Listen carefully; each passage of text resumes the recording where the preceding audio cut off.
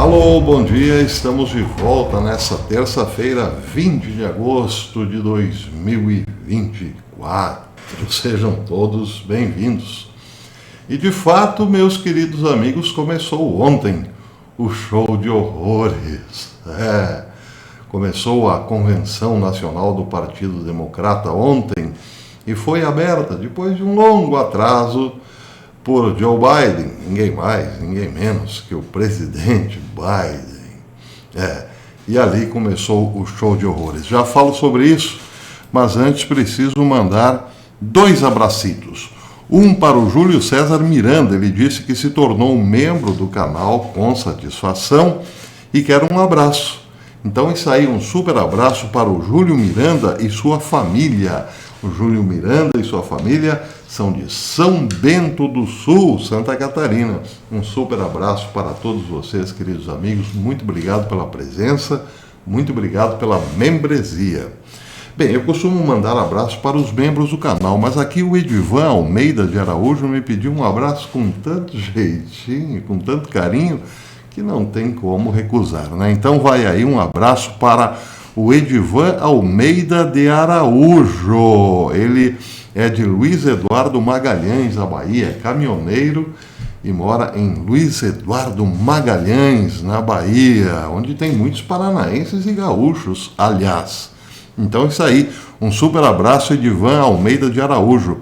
Ele diz que eu tenho um coração do tamanho do Brasil, então por favor me manda um abracito. Tá aí, super abraço para você, meu querido amigo Edivan, e para todos os queridos amigos de Luiz Eduardo Magalhães, na Bahia. Pois é, começou o show de horrores. Show de horrores porque Biden surpreendeu. Parece que quando se pensa que Biden não tem mais nada a nos oferecer em termos de surpresa, ele traz alguma novidade. Ontem não foi diferente. A novidade é que agora Biden está praticamente dando luz verde para o antissemitismo na América. Ele, como presidente, disse que aqueles que protestam nas ruas têm razão. Ele estava se referindo aos grupos radicais, como Antifas, por exemplo, que são anti-Israel. E todo o protesto, principalmente aqueles que vimos nas universidades, nas grandes universidades americanas, tem esses grupos, essas ONGs também por trás, para fomentar o antissemitismo. E aí, aí Biden disse que esses protestos estão cobertos de razão. Não são protestos pacíficos pela paz, não.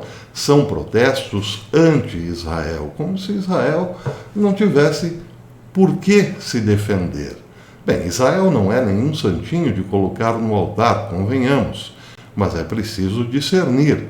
Israel tem sido atacada desde a sua criação, o Estado moderno, com muitos atentados terroristas. Está aí o 7 de outubro, bem próximo, essa realidade bem próxima a nós.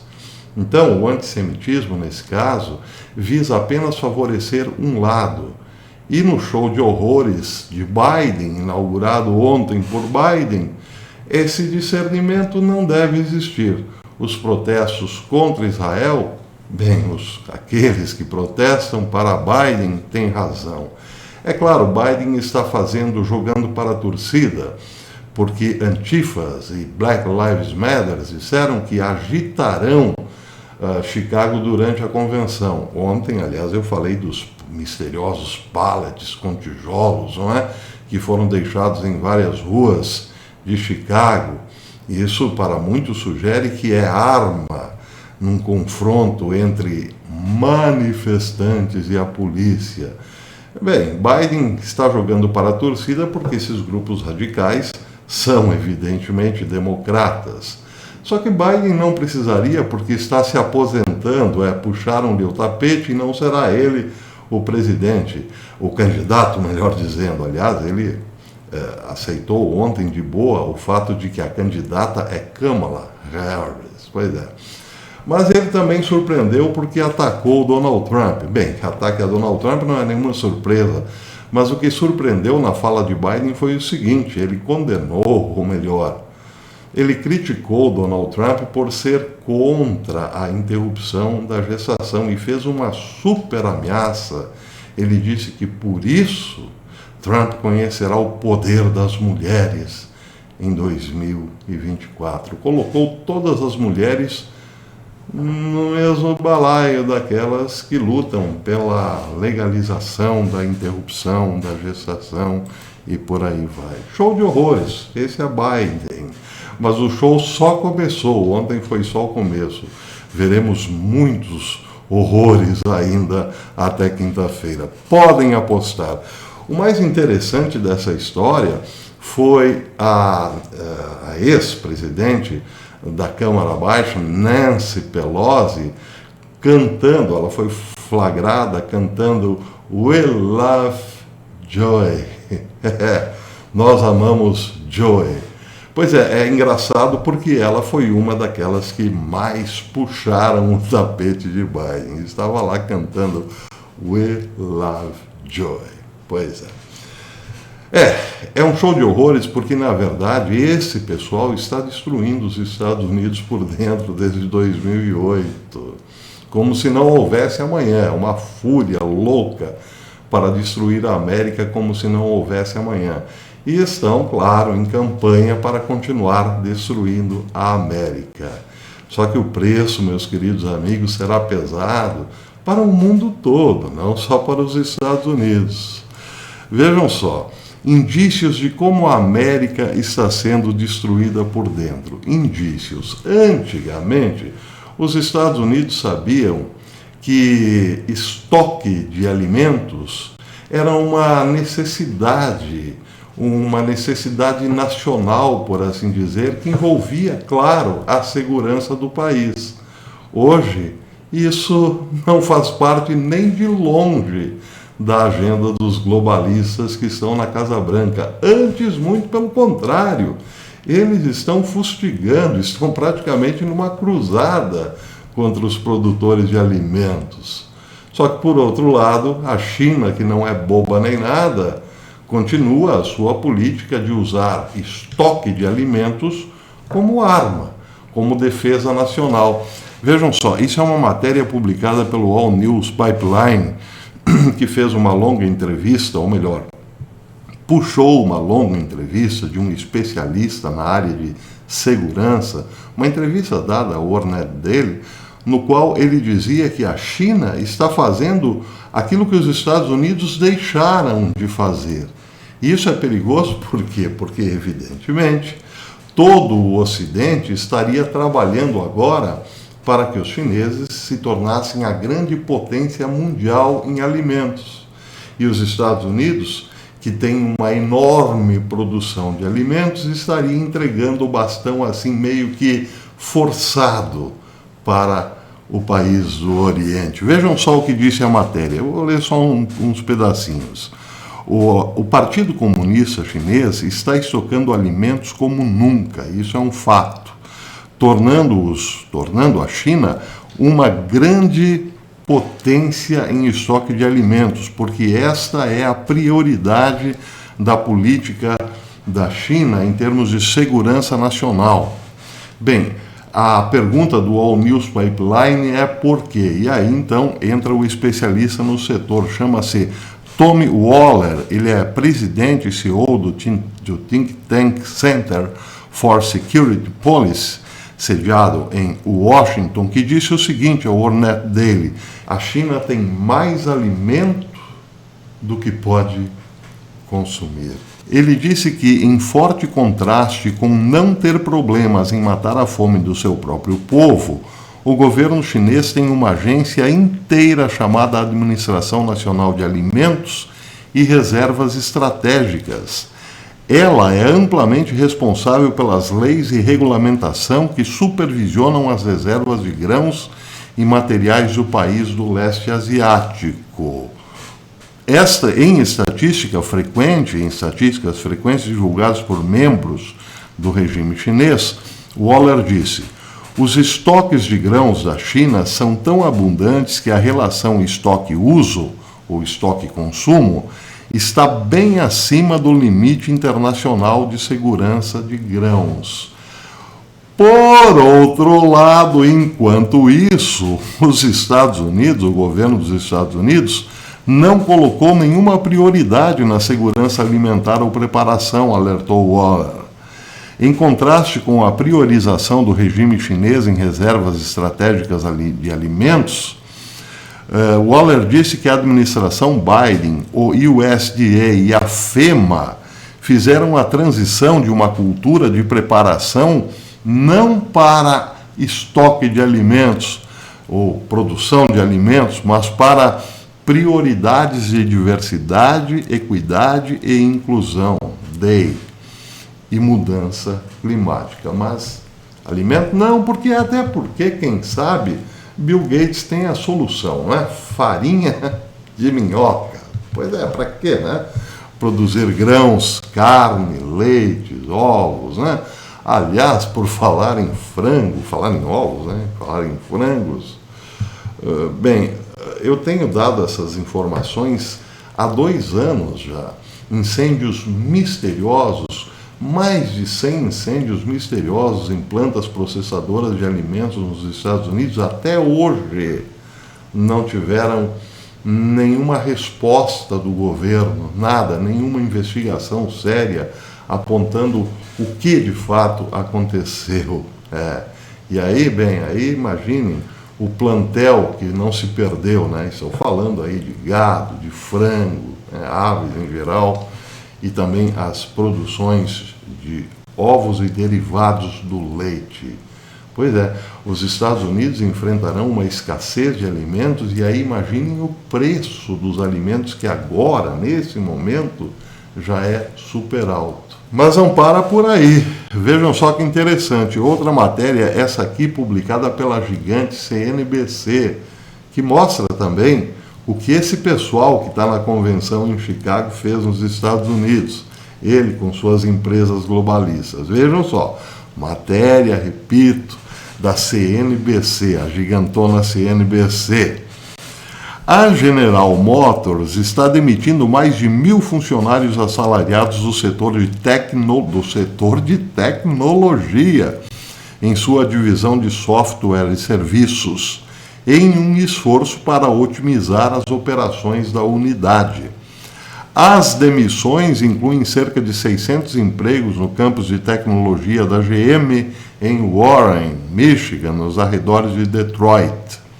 De acordo com a CNBC, os cortes ocorrem enquanto as montadoras tentam reduzir custos durante uma crise na indústria e estão gastando bilhões de dólares em veículos elétricos super caros, os chamados veículos definidos por software, que ninguém quer. Pois é. Isso inclui veículos autônomos que estão continuamente reunindo e enviando todos os seus dados pessoais para um computador central e então os vendem para terceiros. O carro é um espião, está ali escutando tudo que você fala, vendendo seus dados para grandes conglomerados, grandes empresas e também para o governo, claro. Esses carros também incluirão interruptores de desligamento remoto, ou incluem interruptores de desligamento remoto. Basta alguém apertar um botãozinho ali, o carro para. Para no meio de uma grande, digamos, eu ia dizer aqui uma grande favela, mas talvez seja politicamente incorreto. O carro desliga, de repente desliga numa área muito perigosa, né? Na cidade do Cabo, por exemplo, já imaginou? Em outras palavras, agora quem comenta é Léo Roman sobre essa informação. Em outras palavras, a indústria automobilística está investindo todo o seu dinheiro em veículos que ninguém em sã consciência gostaria de ter. A GM, na verdade, está sendo processada por vender ilegalmente mais de 1.800.000 informativos de dados pessoais de direção de motoristas para seguradoras. Eu quero fazer um seguro aqui do meu carro. Deixa eu ver aqui. Olha, nós não podemos fazer um seguro porque o senhor não dirige muito bem. Pois é. Muito bem. Somente um escravo digital da quarta revolução industrial de Klaus Schwab iria querer um carro que o espiona, informa seus hábitos de direção às seguradoras e oferece ao governo a oportunidade de parar o seu carro, de apagar o seu carro e fechá-lo dentro. Eu já vi cenas aí do sujeito num guincho sendo levado, né, o seu Tesla, sendo levado para um posto de abastecimento, num guincho, e o cidadão dentro do carro, o carro todo fechado, ele não podia sair do carro. Pois é, coisas que acontecem. Será que é por isso que ninguém quer o carro elétrico? Pergunta Léo Romano.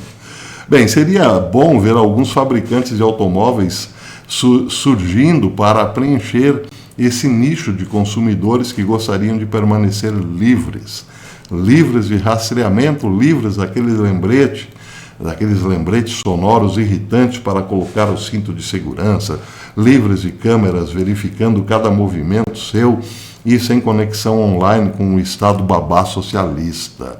Mas aí ele pergunta, será que alguém se arriscaria a fazer um carro sem tecnologia hoje em dia?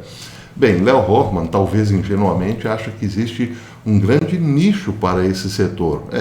Carros como no passado, sem tecnologia. Mas a questão é, será que já não estamos seduzidos demais para desejar um carro sem tecnologia?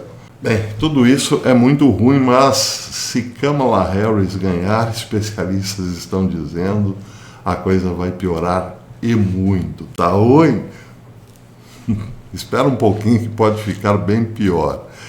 Entre as propostas de Kamala Harris está dobrar o imposto sobre ganhos de capital e impor impostos apenas sobre ganhos não realizados. Bem, esses ganhos não realizados é basicamente patrimônio, não é? E também, no caso dos grandes investidores, as suas ações. Então, imaginem, ela quer dobrar os impostos, mas se concentrar especialmente sobre impostos de ganhos não realizados. Imaginaram, isso aí seria o apocalipse para as grandes empresas, por exemplo, ou para os milionários, como o dono da Tesla, como Elon Musk, por exemplo, ou então como Bezos da Amazon. Porque eles, sim, são bilionários, mega bilionários, não é? Só que estes bilhões são basicamente capital, ações, ou seja, é isso que os especialistas chamam de ganhos não realizados. E aí, se os impostos vierem pesados, imaginaram o dono da Amazon vendendo 25% de suas ações para pagar impostos? Bem, isso seria uma bola de neve descendo a montanha, porque imediatamente as ações despencariam. E aí todo mundo iria se livrar, ou querer se livrar das ações imediatamente. Desencadearia, então, um processo em cadeia e levaria os Estados Unidos rapidamente ao crack de 1929. É isso que vem pela frente se Kamala ganhar. Mas que novidade, né? Eu descobri agora aqui pelo Burning Plataforma que o seu papai era um comunista radical, muito mais radical que Saul Alinsky e muito mais do que Bill Gates, por sinal. Pois é. Então parece que não surpreende, né? A mulher vem aí para controlar preços e taxar a propriedade privada nos Estados Unidos. É mole? Se você gostou desse vídeo, deixe o seu like e verifique aí se você ainda está inscrito no canal. Se não estiver mais inscrito, inscreva-se novamente, acione o sininho para receber as notificações dos nossos vídeos e considere a possibilidade de tornar-se membro do canal. A membresia é super baratinha, mas é o que nos segura, é o que nos mantém aqui na plataforma por pelo menos mais algum tempinho. Amanhã eu volto com mais show de horrores. Até lá!